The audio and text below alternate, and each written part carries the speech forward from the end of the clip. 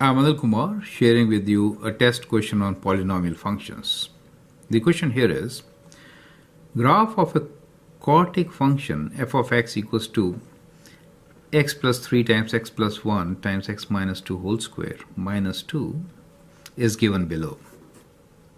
Explain how can you modify the equation of this function such that the graph of the function has 0 to 4 x-intercepts. That's the question, right? So we are given the equation as f of x equals to x plus 3 times x plus 1 times x minus 2 whole square minus 2. The graph is also given to you. This point, which is minimum, is 17, 18, maybe, let me write down this as, can't read it, 6, 17, let's say minus 9. We'll assume this to be at minus 19. Is it okay?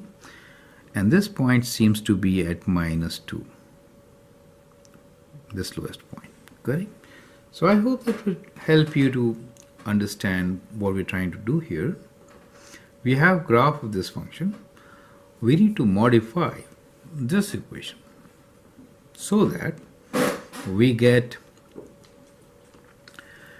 a number of zeros as, or you can say number of x-intercepts as 0 to 4. So we need x-intercepts as 0, as 1, as 2, as 3, and as 4. So we need to modify this equation, correct? So at present we have 4, so we don't have to modify. So for 4 the equation remains same, so it is same. So let's write this as x plus 3 times x plus 1 times x minus 2 whole square minus 2. Now if I want to make this as 3, then basically I should move the graph by 2 units, right? In that case, this point will be touching the x-axis and I'll have 3 x-intercepts. So if I add 2, I get x plus 3 times x plus 1 times x minus 2 whole square. Do you see that? Now this point will move up and we'll have a tangent x-axis at this, at 2, right? So here we have only 3 x-intercepts. If I want to make 2 x-intercepts, I have to move it further up, so it could be x plus 3 times x plus 1 times x minus 2 whole square. And if I move further up, I can just write 1 plus 2, for example. Is it okay? So this will not be resulting into x-intercepts. These two will definitely be, right? Now if you want 1 x-intercept, then the whole graph should be moved up by 19 units, right? So we have this as x plus 3 times x plus 1 times x minus 2 whole square plus 19.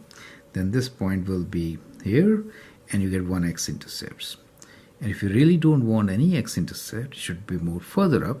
So translating the graph upwards helps. So x plus 3 times x plus 1 times x minus 2 whole square plus, let's say, 25. So this will have no x-intercept at all.